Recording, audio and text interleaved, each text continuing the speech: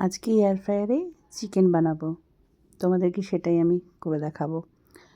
আমি অনেকগুলো ভিডিওতে দেখেছি অনেকের অনেক সময় লেগে যায় এয়ার ফ্রায়ারে চিকেনটাকে রোস্ট করতে। তো আমি একটা ছোট্ট পদ্ধতি যেটা আমি নিজে ট্রাই করেছি সেটাই আমি তোমাদের সাথে শেয়ার করেছি। আমি কি করেছি, চিকেনটাকে ম্যারিনেট করে একটু কড়াইতে ওই ম্যারিনেশনের যে জলটা ওটাকে একটু শুকিয়ে নিয়েছি। শুকিয়ে নেওয়ার পরে আমি কিন্তু এই মোল্ডে করে চিকেনগুলোকে দিয়ে তারপরে 200 সেন্টিগ্রেডে প্রথমে 10 মিনিটের জন্য, তারপরে আবার 10 মিনিটের জন্য কিন্তু আমি ফ্রাই করেছি।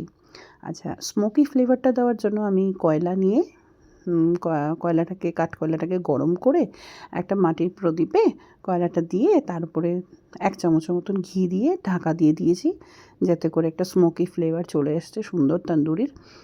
আর দেখো কেমন লাগছে।